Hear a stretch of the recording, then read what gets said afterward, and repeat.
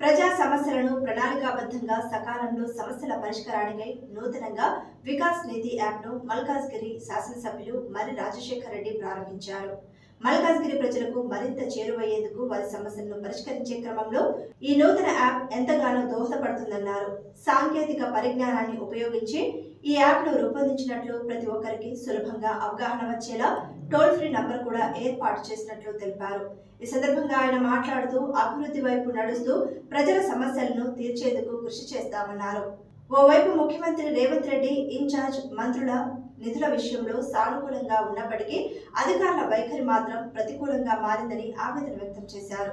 పలు శాఖలకు చెందిన అధికారులు నిబంధనలకు విరుద్ధంగా వ్యవహరిస్తూ అవినీతిని ప్రోత్సహిస్తున్నారని దుయ్యబట్టారు. రానున్న రోజుల్లో ప్రజల కోసం మరిన్ని పోరాటాలు చేసి మల్కాజ్గిరి ప్రాంతాన్ని అభివృద్ధి చేయడమే తమ లక్ష్యమన్నారు.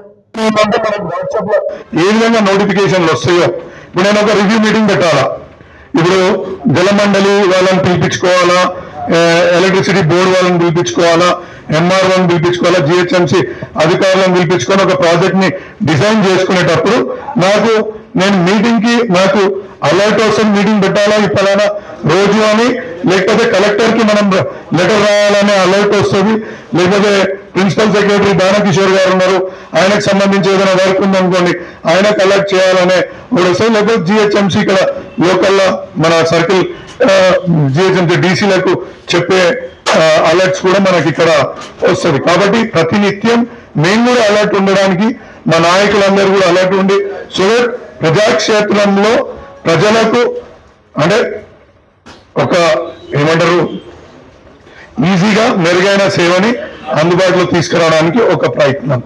అట్లా అధికారులు లేరమ్మా ఇంట్లో మేమే, ఎందుకంటే అధికారులు ఆల్రెడీ మనకి ఇప్పుడు జిహెచ్ఎంసీ వాళ్ళకి జిహెచ్ఎంసీ ఆన్లైన్ ఉంటుంది, కలెక్టర్ల వాళ్ళకు సిస్టమ్ ఉంటుంది, కాబట్టి వాళ్ళని చేర్చుకోవడం మూలాన దీనికి ఇప్పుడు అధికారులు కరెక్ట్ చేస్తే నా దగ్గర కూడా ఎందుకు వస్తాయి, సమస్యలు రావు కదా. అట్లా వాళ్ళకు నోటిఫికేషన్ పోతుంది. అంటే ఇంకా ప్రజల దగ్గర తీసుకపోలే, ఫస్ట్ మా దగ్గరికి వచ్చిన సమస్యలను ఇలా ఫీడ్ చేసి తర్వాత మా నాయకులకు అది అందుబాటులో తీసుకొచ్చినాక దాన్ని ప్రజలకు తీసుకుపోతాం. ఫస్ట్ ఫేజ్ అయితే మా దగ్గరనే ఉంటుంది. సో దట్ ఏంటంటే మేము మర్చిపోకుండా పనిచేయాలా, రివ్యూ చేసుకోవడానికి వెసులుబాటు కల్పించుకోవడానికి ఒక మార్గం మేము చేసినాం. ఇది అంటే ఒక అడ్మినిస్ట్రేషన్ ఏమంటారు ఆన్లైన్ లో ఉండడం మూలాన మనకు డాక్యుమెంట్స్ కూడా ఎప్పుడు కావాలంటే అప్పుడు, అంటే ఏ రోజు కావాలంటే ఆ రోజుకి మనకు మంచిగా ఉండడానికి వీలు ఉంటుంది అనేసి. ఇంకొక శ్రీరాములన్న అడ్వైజ్ మళ్ళా అసెంబ్లీకి పోయే ముందు నువ్వు దయచేసి ముందు వస్తే, ఇంకా నాకు అంత పెద్ద లీడర్ని కాదే, చిన్న లీడర్ని ఇప్పుడు అడుగులు వేస్తున్నా.